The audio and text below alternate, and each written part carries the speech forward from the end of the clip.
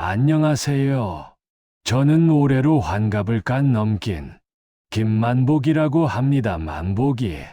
이름처럼 평생 복이 굴러들어와 주었으면 하는 마음으로 성실하게 살아온 평범한 가장입니다. 제 자랑 같지만 평생 남에게 손가락질 한 번 받아본 적 없이 그저 묵묵히 제 자리에서 일만 해왔습니다. 제게는 눈에 넣어도 아프지 않을 외동딸 하나가 있는데 그 딸이 드디어 시집을 간다고 했을 때 그때가 제 인생의 정점이라고 생각했죠. 하지만 그날 그 정겨운 전통시장 한복판에서 제 세상은 산산조각이 났습니다. 상상이나 하셨겠습니까? 제가 그렇게 믿고 아끼던 예비 사위의 멱살을 험상궂은 남자가 와서 다짜고짜 잡고는 감히 여기가 어디라고 와 소리를 지를 거라고요. 제 딸의 결혼을 앞두고 터진 이 충격적인 사건의 전말을 이제부터 여러분께 고백하려 합니다. 딸아이가 데려온 민준이, 우리 예비 사위는 누가 봐도 흠잡을 데 없는 사람이었습니다. 번듯한 대기업에 다니고 기도 훤칠하고 무엇보다 저를 대하는 태도가 남달랐습니다. 처음 인사를 왔을 때부터 저에게 장인어른이라는 호칭을 쓰며 깍듯이 대하는데 어찌나 마음이 놓이던지 요즘 젊은이들처럼 건들거리지 않고 조용하면서도 깊이가 있어 보였습니다. 제가 요즘 애들은 참 끈기가 없어 하고 농담 삼아 말하면 민준이는 말없이 제 잔에 막걸리를 채우면서 아버님, 요즘 시대에도 끈기가 답인 분야는 분명히 있습니다. 저희는 아버님께 배웁니다 하고 어른스럽게 답하곤 했죠. 제 딸은 얼마나 행복해 보이던지 저는 그저 딸이 저런 듬직한 사람을 만난 것만으로도 조상님께 감사해야 한다고 생각했습니다. 결혼 준비 과정에서도 양가에 먼저 찾아가 싹싹하게 일 처리하는 모습에 저는 이제 딸 걱정은 없겠다 하고 안심했었습니다. 그렇게 양가 상견례도 무사히 마치고 이제 슬슬 예물을 준비할 시기였습니다. 다른 건 몰라도 나는 우리 사위에게 가장 귀한 것을 해주고 싶다 하는 마음에 제가 아끼던 시계를 건네주려고 했었죠. 그때까지만 해도 제 마음은 구름 위를 걷는 것처럼 가볍고 행복했습니다. 딸에게 좋은 옷, 비싼 가방을 사주는 것보다 저는 제 사위에게 제 사람 사는 세상을 보여주고 싶었습니다. 제 단골 시장, 복흥 시장으로 민준이를 데려간 이유였죠. 백화점 물건도 좋지만 땀 흘려 일하는 사람들의 활기가 넘치는 곳, 그곳이야말로 진정한 삶의 터전이니까요. 민준이와 저는 토요일 아침 일찍 복흥 시장으로 향했습니다. 제가 10년 넘게 다니며 얼굴을 튼 상인들에게 민준이를 인사시켰죠. 어이, 김 사장, 이 친구가 내 예비 사위일세 하면 상인들이 아이고, 사위가 인물이 훤칠하네 하며 덕담 한마디씩 건네줍니다. 민준이도 제 옆에서 연신 깎듯이 고개를 숙이고 인사를 받았습니다. 특히 족발집 아주머니가 민준이 손에 뜨끈한 족발, 한 점을 쥐어주며 우리 만복이 사위는 복덩이라네 하고 칭찬할 땐 제 어깨가 하늘만큼 솟아올랐습니다. 그래, 민준이 내가 이제 이 시장 상인들의 예비 사위이자 우리 식구가 되는 거다. 제 마음속으로 그렇게 선포했었습니다. 그 시장에서는 제가 곧 왕이었고 민준이는 제 아들이나 다름없었으니까요. 시장 구경을 거의 마치고 저는 민준이에게 제 어린 시절부터 먹던 골목 분식집의 만두를 사주기 위해 발걸음을 옮겼습니다. 겉은 바삭하고 속은 꽉 찬 그 만두를 앞에 두고 저는 민준이에게 딸아이의 어릴 적 이야기를 해주고 있었습니다. 수연이가 어릴 땐 하고 웃고 있을 때였죠. 민준이는 제 이야기에 귀 기울이며 고개를 끄덕이고 있었는데 문득 민준이의 시선이 제 뒤쪽, 그러니까 시장 구석진 골목 쪽으로 고정되는 것을 느꼈습니다. 그리고 그 순간 민준이의 얼굴에서 제가 단 한 번도 보지 못했던 싸늘한 공포의 빛깔이 스쳐 지나갔습니다. 마치 갑자기 지진이 났을 때처럼 온몸이 굳어버린 사람의 표정 같았습니다. 저는 민준아, 왜 그래? 누가 왔니? 하고 뒤를 돌아보았습니다. 저쪽 구석의 어둠침침한 고물상 앞 덩치 크고 인상이 험악한 50살쯤 되어 보이는 남자가 마치 먹잇감을 노리는 맹수처럼 성난 눈빛으로 우리를 노려보고 있었습니다. 그 남자는 마치 내가 감히 이곳에 발을 들여놓을 줄이야 라고 말하는 듯 했습니다. 그 순간 제 심장이 덜컥 내려앉았습니다. 그리고 그 남자가 성큼성큼 저희에게로 걸어오기 시작했습니다. 저는 그 낯선 남자가 다가오는 모습을 보면서도 현실을 부정했습니다. 혹시 나를 아는 사람인가? 아니면 민준이 친구인가? 하지만 민준이의 온몸이 돌처럼 굳어버린 것을 보며 저는 직감적으로 알았습니다. 이 만남은 우연이 아니라는 것을. 그 남자가 우리 코앞에 멈춰 섰을 때 저는 겨우 정신을 차리고 말했습니다. 저 누구신지. 하지만 남자는 저를 아예 없는 사람 취급했습니다. 그의 시선은 오로지 민준이에게만 고정되어 있었고 그의 눈빛은 분노를 넘어선 광기에 가까웠습니다. 입술을 파르르 떨던 그 남자는 주먹을 꽉 쥐더니 갑자기 앞으로 튀어나왔습니다. 저는 이봐요 하고 소리쳤지만 이미 늦었습니다. 퍽 하는 소리와 함께 그 남자의 거친 손이 민준이의 셔츠 깃을 억세게 끌어쥐었습니다. 민준이는 아무런 저항도 하지 못하고 속수무책으로 멱살을 잡힌 채 그대로 끌려 올라갔습니다. 시장 상인들이 무슨 이야 하고 소리치며 저희 쪽을 바라보기 시작했습니다. 저는 이 모든 것이 꿈이기를 바랐지만 제 눈앞의 광경은 너무나 생생했습니다. 완벽했던 제 예비 사위가 난데없이 나타난 낯선 사람에게 붙잡혀 모욕을 당하고 있는 현실. 제 머릿속은 새하얗게 변했습니다. 남자는 민준이의 멱살을 잡은 채 고함을 질렀습니다.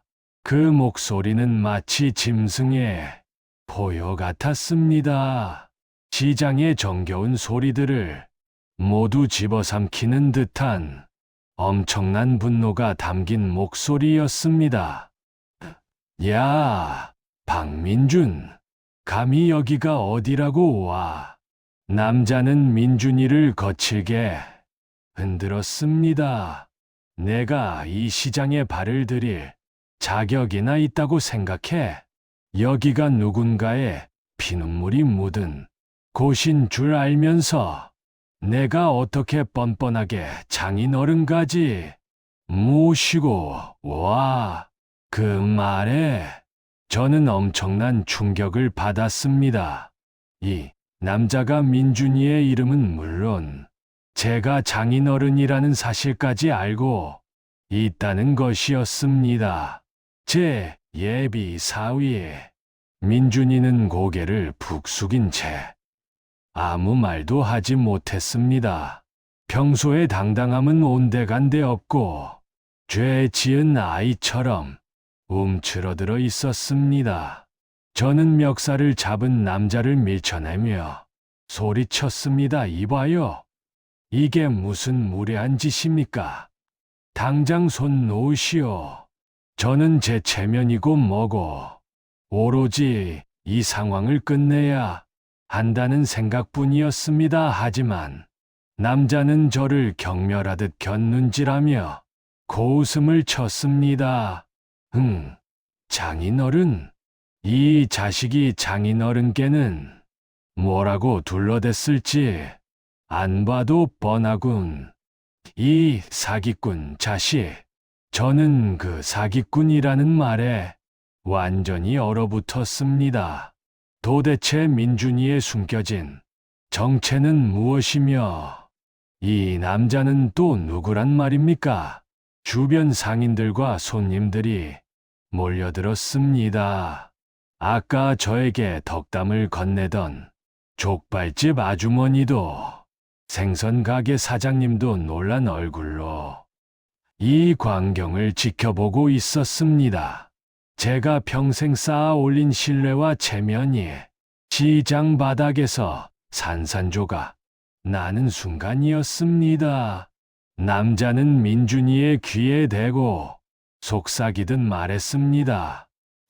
너 내 전화 안 받았지? 내가 그동안 숨어 지내면 모든 게 해결될 줄 알았나? 이 일 내가 내 장인어른께 시원하게 다 말씀드려야겠어. 민준이는 그 말에 처음으로 고개를 들었습니다. 눈빛은 간절함으로 가득했습니다. 철웅이 형님, 제발 이분은 건드리지 마십시오. 제가 잘못했습니다. 제가 다 해결하겠습니다. 철웅이 형님, 저는 그 호칭에서 두 사람의 관계가 단순히 모르는 사람이 아님을 깨달았습니다. 그들은 과거에 얽힌 깊은 사연이 있는 듯했고 그 사연이 지금 이 자리에서 폭발한 것이었습니다. 저는 민준이에게 따져 묻고 싶었지만 민준이의 눈빛이 너무나 절박해서 입이 떨어지지 않았습니다. 저는 다시 철웅이라는 남자를 가로막았습니다. 아니, 철웅씨, 두 분이 대체 무슨 사이이신데요? 저에게 먼저 설명을 하셔야 할 거 아닙니까? 저는 이 낯선 남자에게서 제 딸의 행복을 지켜야 한다는 본능적인 압박감을 느꼈습니다. 철웅은 제 말을 무시하고 민준이의 팔을 거칠게 붙잡았습니다. 따라와 할 얘기가 아주 많으니까 내가 도망칠 곳은 이제 없어. 민준이는 저를 향해 죄송하다는 눈빛을 보냈습니다. 아버님 죄송합니다. 제가 먼저 형님을 만나고 오겠습니다. 걱정하지 마십시오. 곧 돌아와서 모든 것을 설명해 드리겠습니다. 그 말은 제게 변명처럼 들렸습니다. 상황을 모면하려는 거짓말처럼 느껴졌습니다. 저는 다급하게 민준이의 발을 붙잡았습니다.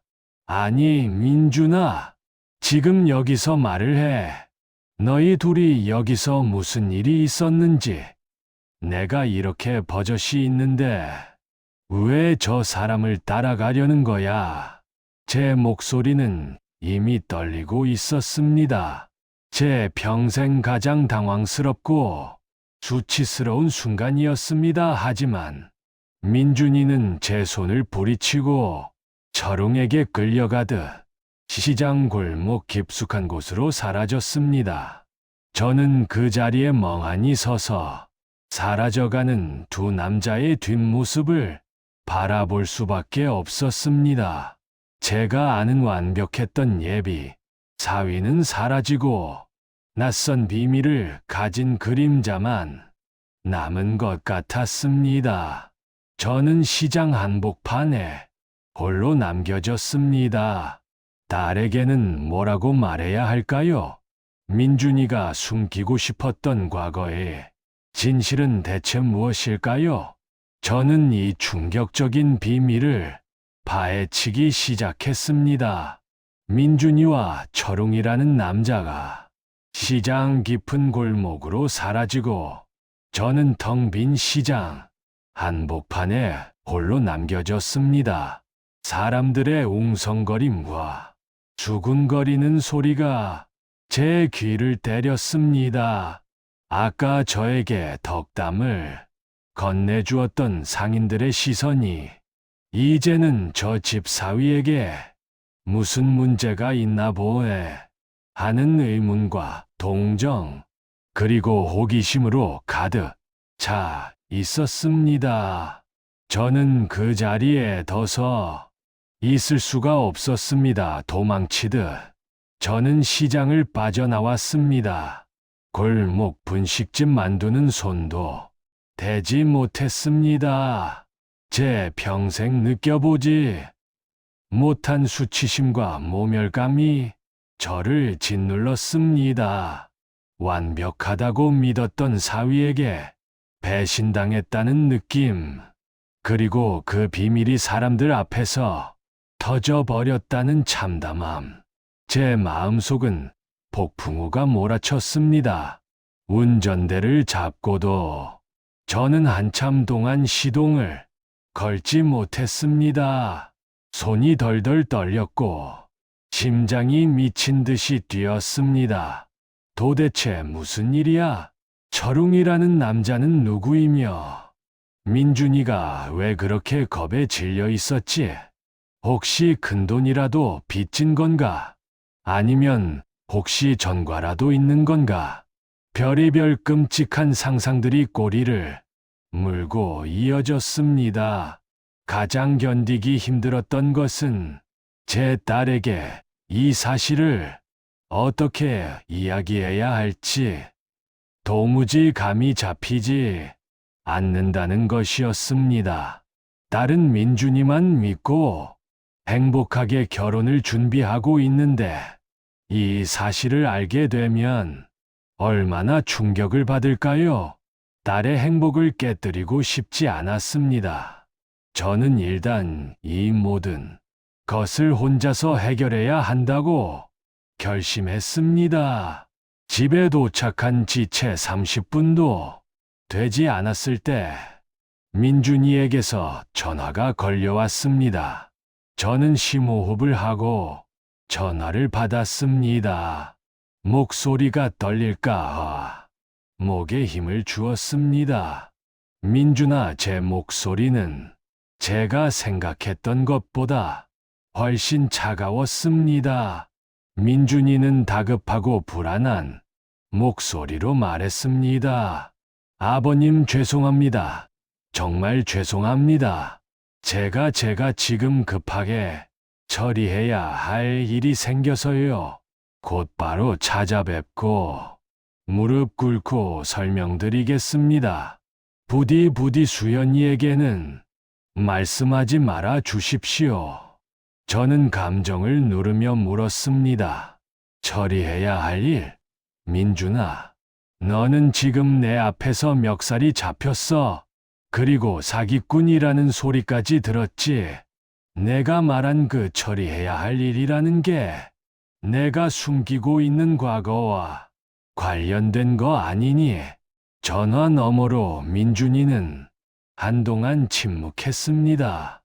그 침묵이 제 의심을 확신으로 바꿔주었습니다.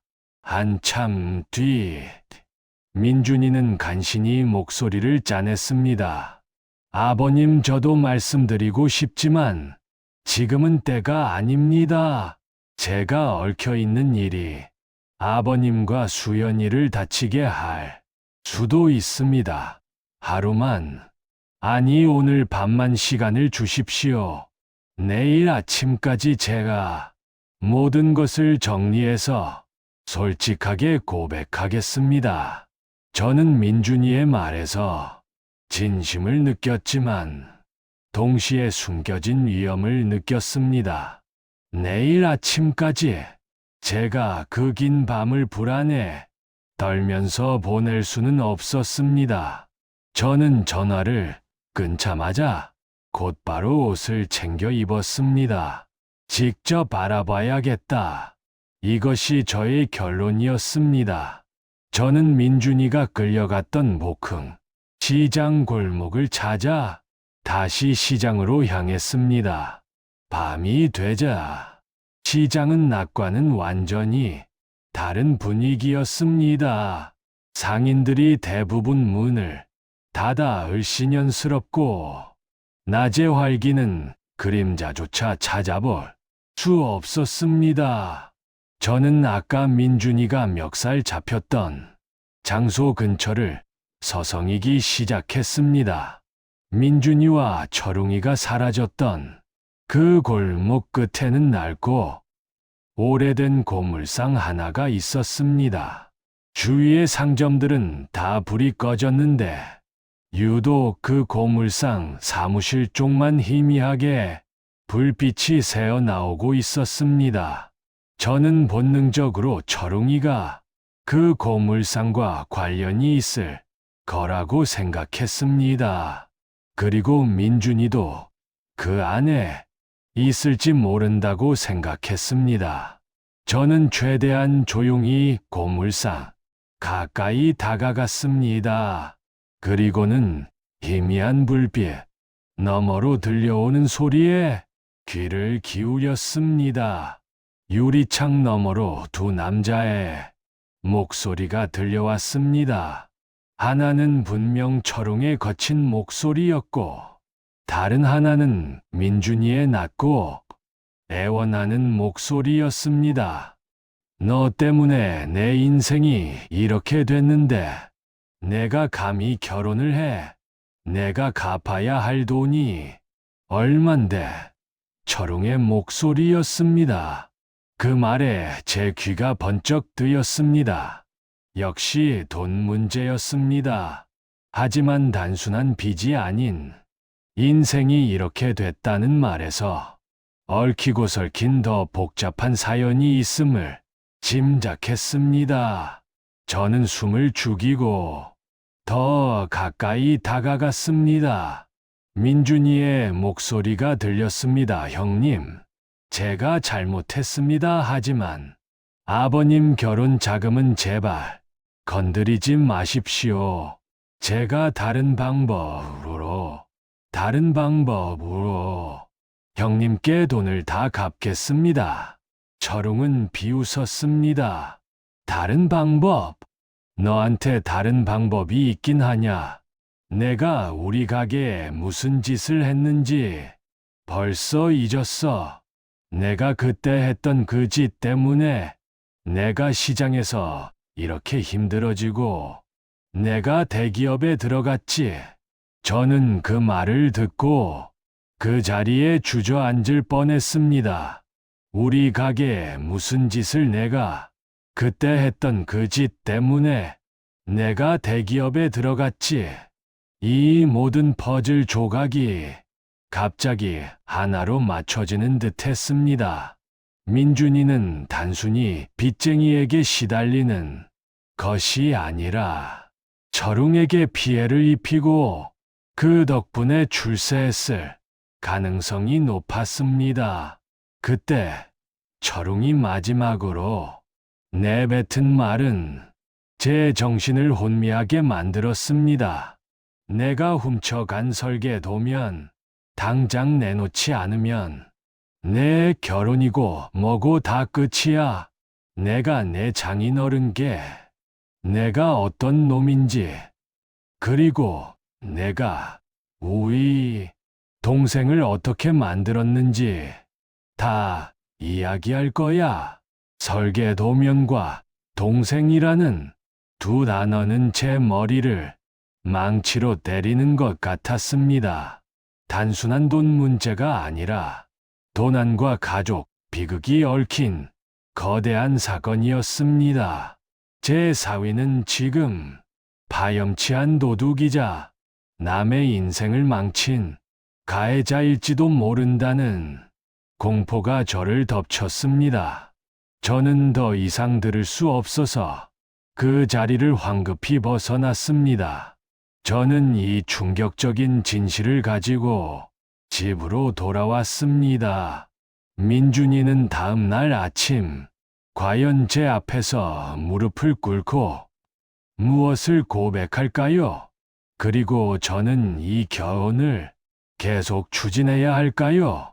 딸의 행복을 위해 저는 어떤 선택을 해야 할까요? 고물상 앞에서 엿들은 충격적인 대화.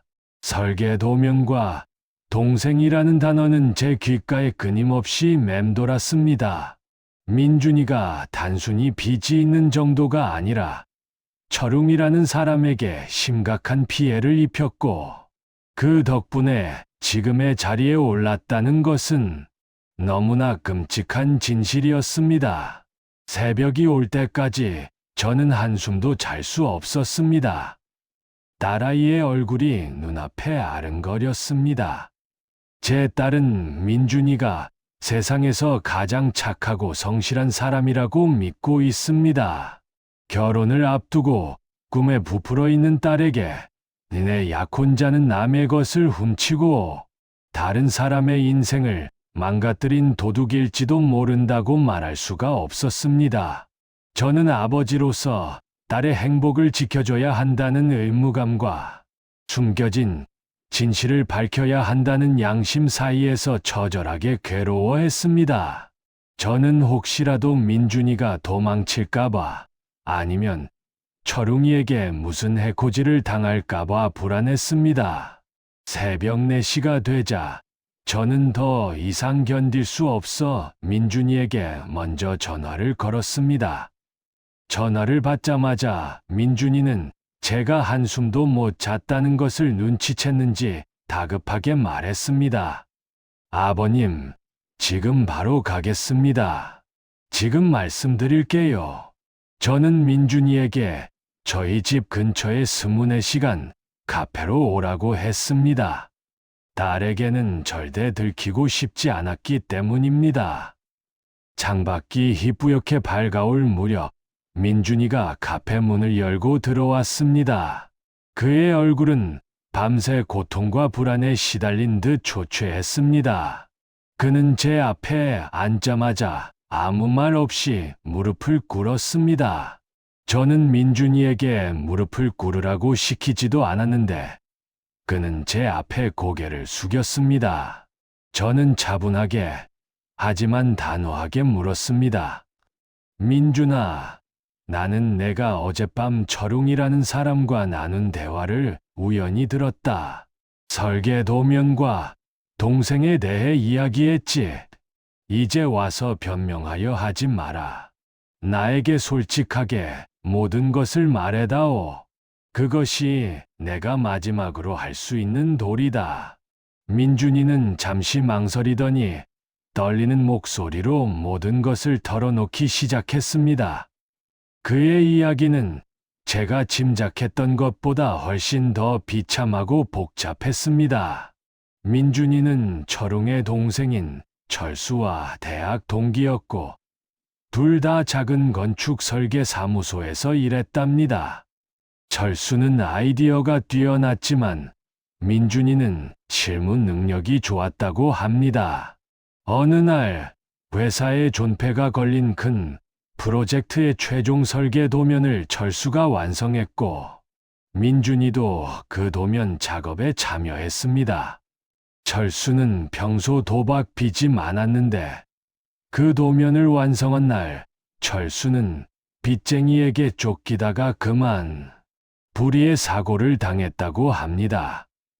그리고 민준이는 철수가 사고를 당한 틈을 타 철수가 완성한 최종 설계 도면을 몰래 빼돌려 자신이 완성한 것처럼 회사에 제출했고 그 덕분에 지금의 대기업의 특채로 입사할 수 있었다는 것입니다. 민준이는 성공했지만 철수는 사고로 인해 심각한 장애를 얻게 되었고 철웅은 그 사실을 알고 민준이에게 계속해서 협박을 해왔던 것입니다. 저는 민준이의 고백을 듣는 동안 입을 틀어막을 수밖에 없었습니다. 제 사위가 남의 불행 위에 자신의 성공을 쌓아 올린 파렴치한 인간이었다니. 그는 저에게 깍듯이 대하고 딸에게 자상하게 굴었지만 그 모든 것은 훔친 설계 도면 위에 세워진 허상이었던 것입니다. 민준이는 눈물을 흘리며 호소했습니다. 아버님, 그때 저는 너무 어리고 나약했습니다. 철수가 사고를 당하자 이 도면을 제출하지 못하면 저까지 회사에서 잘릴 것 같았습니다. 제가 너무 이기적이었습니다. 하지만 아버님, 저를 용서해 주십시오. 제가 지난 5년 동안 철웅이 형님께 생활비를 보내면서 갚으려고 노력했습니다. 제가 수연이를 만난 후로는 정말 깨끗하게 살고 싶었습니다. 저는 민준이에게 물었습니다.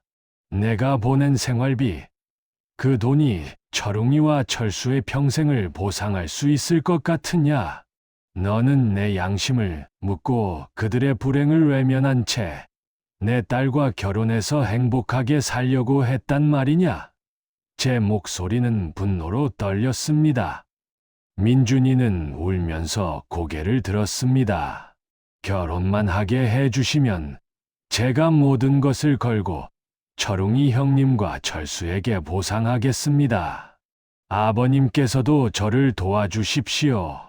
수연이에게는 제가 나중에, 아주 나중에 스스로 고백하겠습니다. 그는 마지막까지 딸에게는 이 사실을 숨기고 싶어 했습니다. 저는 차가운 테이블 위에 놓인 커피잔을 바라보았습니다. 어쩌면 저도 이 사실을 덮고 민준이의 말대로 결혼을 진행할 수도 있었습니다. 딸은 영원히 이 사실을 모른 채 완벽한 남편과 행복하게 살 수도 있겠지요. 하지만 저는 그럴 수 없었습니다. 민준아, 저는 힘주어 그의 이름을 불렀습니다. 내 딸은 행복해야 한다. 하지만 그 행복이 남의 눈물 위에서 피어난 꽃이라면 나는 그것을 용납할 수 없다. 내가 한 일은 단순한 실수가 아니라 한 사람의 인생을 짓밟은 죄다. 저는 단호하게 말했습니다. 내가 지금 해야 할 일은 내 딸과 결혼하는 것이 아니라 내가 지은 죄를 정면으로 마주하고 죄값을 치르는 일이다. 내가 만약 내 딸을 진심으로 사랑한다면 지금 당장 내 입으로 수연이에게 모든 것을 고백하고 결혼을 파혼해야 한다. 그리고 철웅 씨와 철수에게 진심으로 사죄하고 내가 훔친 대가를 치러라. 민준이는 울음을 터뜨리며 제 바지가랑이를 붙잡았습니다. 아버님, 제발 저에게 수연이까지 잃게 하지는 마십시오. 저는 고통스러웠지만 그를 부리쳤습니다.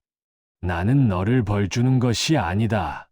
내가 진정한 사람으로 다시 태어날 기회를 주는 것이다. 제 결정은 단호했습니다. 저는 민준이에게 파혼을 선언했습니다. 이제 남은 것은 단 하나, 이 사실을 딸에게 알리는 것입니다. 제 딸은 이 엄청난 진실을 어떻게 받아들일까요? 그리고 철웅이라는 남자는 과연 이대로 물러설까요? 민준이와의 새벽 대화 후 저는 곧바로 집으로 돌아왔습니다. 민준이는 울면서 카페를 나섰고 저는 그가 곧바로 딸에게 모든 것을 고백할 것이라고 믿었습니다. 하지만 몇 시간이 지나도록 딸에게서는 아무런 연락도, 민준이에게서도 아무런 연락이 오지 않았습니다. 저는 초조했습니다. 민준이가 또다시 거짓말을 하거나 도망칠까봐 두려웠습니다. 더 이상 망설일 수 없었습니다. 딸아이의 행복을 지키기 위해서는 제가 직접 매를 드는 수밖에 없었습니다. 저는 출근 준비를 마친 딸아이 수연이를 거실로 불렀습니다. 수연이는 밝은 얼굴로 아빠, 무슨 일이야? 표정이 왜 그래? 하고 물었습니다. 그 해맑은 얼굴을 보는 순간 제 가슴이 찢어지는 듯 했습니다. 저는 수연이를 마주 보고 앉아 전날 시장에서 벌어진 모든 일과 새벽에 민준이가 고백한 설계 도면과 철수 씨에 대한 비극적인 진실을 하나도 빠짐없이 이야기했습니다. 저는 최대한 감정을 억누르며 사실만을 전달하려고 노력했습니다. 이야기가 진행될수록 수연이의 얼굴에서 핏기가 사라졌습니다. 처음에는 믿을 수 없다는 듯 고개를 젓더니 나중에는 제 말을 들으면서 온몸을 떨기 시작했습니다. 아니야, 아빠. 그럴 리가 없어. 민준 씨는 나에게 단 한 번도 거짓말을 한 적이 없어. 민준 씨는 그런 사람이 아니야. 수연이는 저에게 소리를 질렀습니다. 평생 저에게 이렇게 반항해 본 적 없는 딸이었습니다. 그만큼 민준이를 깊이 믿고 사랑했다는 증거이겠지요. 딸의 부정과 절마.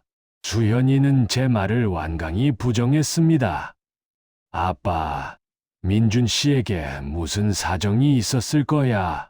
그 설계 도면이 뭔지 몰라도 민준 씨는 분명 억울할 거야. 왜 아빠는 민준 씨 말은 안 듣고 철웅이라는 이상한 사람 말만 믿어? 딸은 여전히 민준이 편이었습니다. 저는 증거를 보여줄 수밖에 없었습니다. 저는 민준이와의 통화 기록과 제가 고물상 앞에서 녹음한 철웅이와 민준이의 대화 내용을 들려주었습니다. 특히 철웅이 내가 우리 동생을 어떻게 만들었는지 라고 말하는 부분에서 수연이는 완전히 무너졌습니다.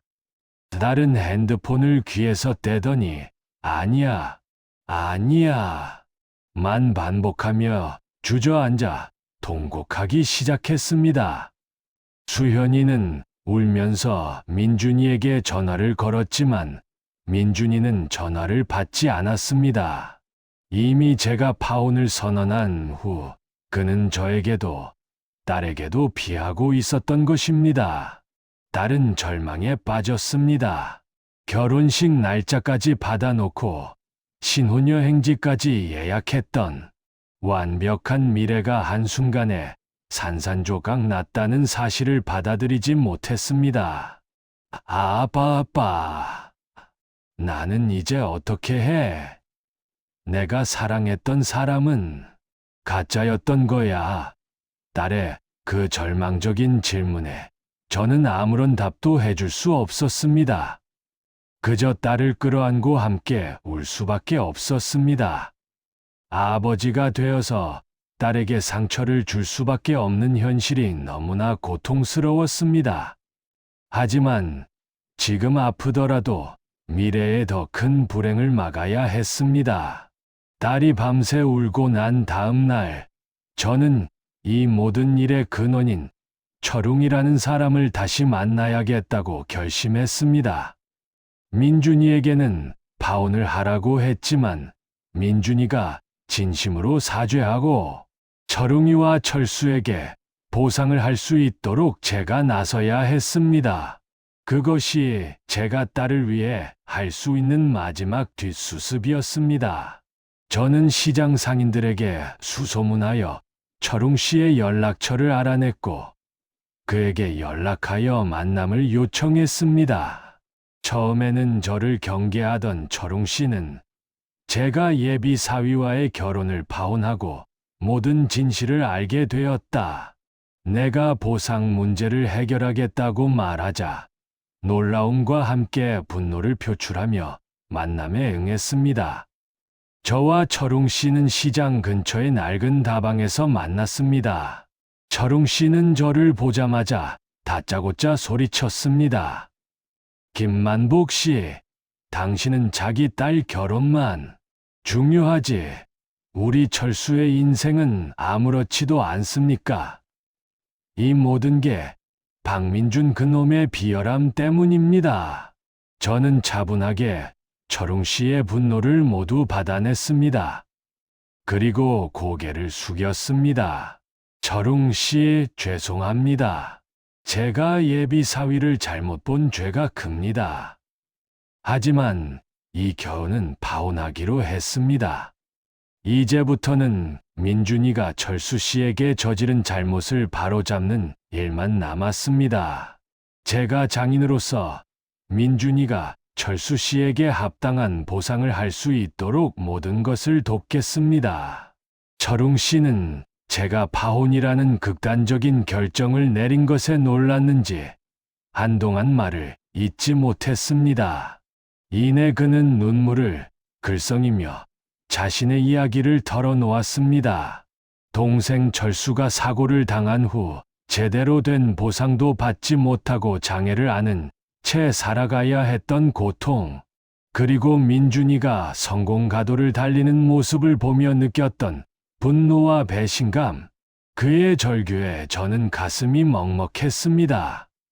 저는 철웅 씨에게 약속했습니다. 민준이가 진정으로 뉘우치고 철수 씨의 치료와 평생 생활비를 책임질 수 있도록 제가 중재하겠다고. 그리고 민준이가 저지른 비열한 행동에 대해 대신 사죄했습니다.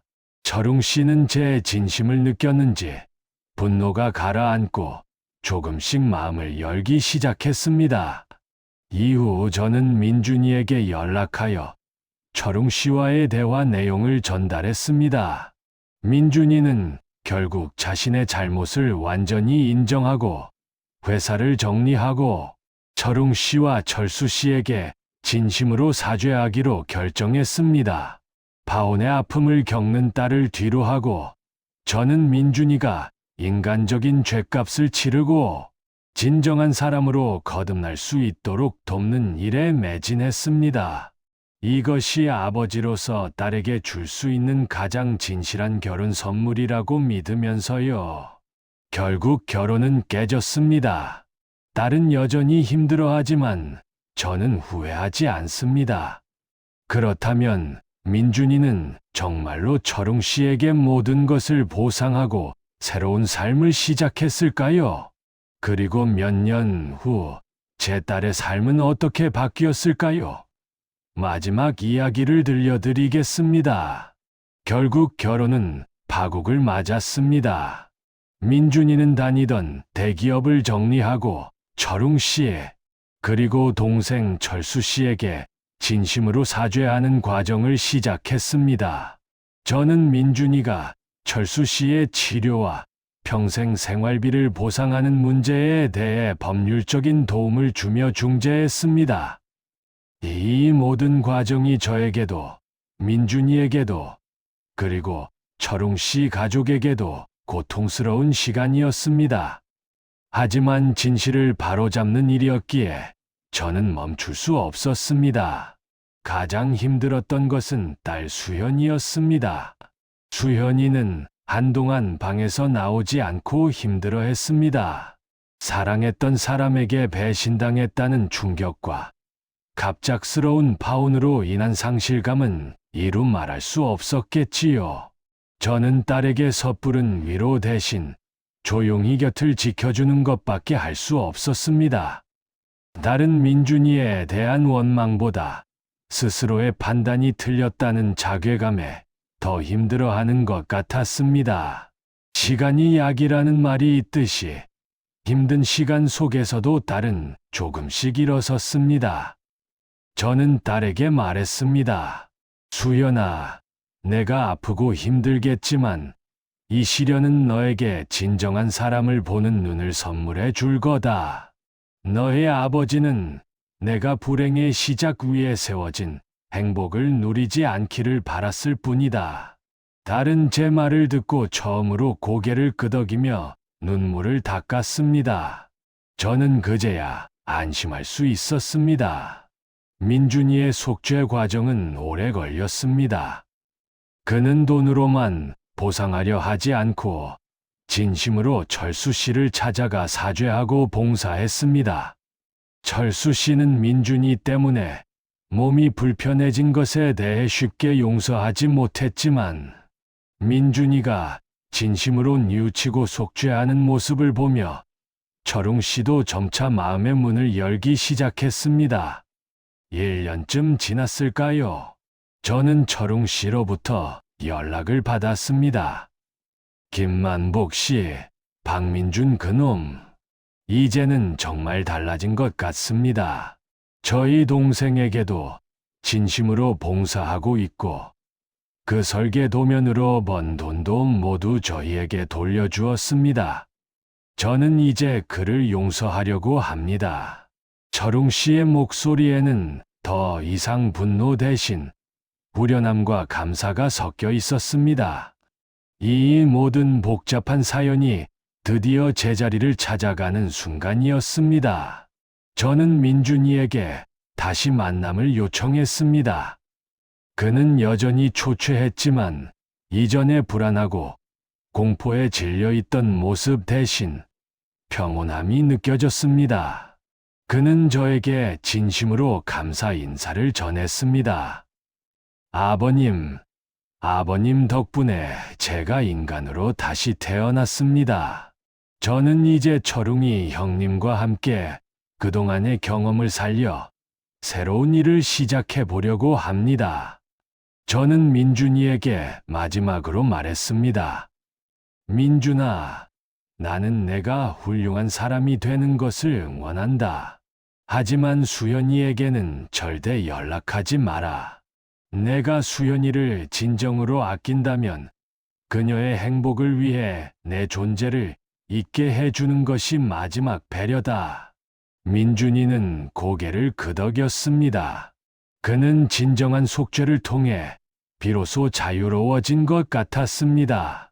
그 후로 저는 복흥시장에 다시 발을 들이지 않았습니다. 그곳은 제게 영원히 잊을 수 없는 아픔의 장소였기 때문입니다. 하지만 2년이 지난 어느 날, 제 딸 수현이가 저에게 조심스럽게 말했습니다. 바바빠. 나 새로운 사람 만났어. 수현이가 데려온 남자는 민준이처럼 번듯한 대기업 직원은 아니었습니다. 작은 공방을 운영하는 사람이었는데 그는 예에 바르고 성실했지만 무엇보다 진실함이 느껴지는 사람이었습니다. 딸은 그 사람을 만나면서 진정한 미소를 되찾았습니다. 딸은 저에게 말했습니다. 이 사람은 화려하진 않지만 숨기는 게 하나도 없는 사람이야. 그게 나한테는 가장 중요해. 저는 딸이 이제 진정한 행복이 무엇인지 깨달았음을 알 수 있었습니다. 딸과 그 남자친구는 결혼을 약속했습니다. 상견례를 마친 후 딸은 저에게 물었습니다. 아빠, 이번에는 같이 시장에 갈까? 이 사람에게 아빠의 정겨운 시장을 보여주고 싶어. 저는 잠시 망설였지만 결국 딸의 손을 잡고 다시 복흥시장으로 향했습니다. 새 사위와 시장을 걷는 동안 저는 더 이상 철웅 씨와 민준이의 그림자를 두려워하지 않았습니다. 족발집 아주머니도 생선 가게 사장님도 반갑게 저와 새 사위를 맞이해 주었습니다. 그들은 과거의 사건을 묻지 않고 오직 제 딸의 새로운 시작만을 축복해 주었습니다. 잊힌 줄 알았던 시장의 정겨움은 그대로였습니다. 저는 비로소 마음속에 짐을 내려놓았습니다. 제 딸은 이제 한 남자의 아내로서 행복하게 살고 있습니다. 저도 평온한 노년을 보내고 있습니다. 이 모든 일을 겪으며 저는 깨달았습니다. 사람의 외모나 직업, 돈이 그 사람의 전부가 아니라는 것을요. 겉으로 보이는 완벽함 뒤에는 언제나 어두운 그림자가 숨어 있을 수 있습니다. 가장 중요한 것은 진실함과 정직함입니다. 잘못을 저질렀을 때 그것을 덮으려 하지 않고 용감하게 마주하고 죗값을 치르는 용기야말로 한 사람의 진정한 가치라는 것을요. 저는 예비 사위의 멱살 잡는 충격적인 광경을 통해 딸에게 가장 소중한 교훈을 전해줄 수 있었습니다. 그 고통스러운 경험이 오히려 제 딸을 더 강하고 현명한 사람으로 만들었다고 믿습니다. 제 사연이 겉모습만 보고 사람을 판단하는 이 시대의 모든 부모님들께 작은 교훈이 되기를 바랍니다. 제 이야기를 들어주셔서 감사합니다. 진정한 사랑은 거짓 위에 설 수 없습니다. 당신의 결혼은 진실 위에 서 있습니까?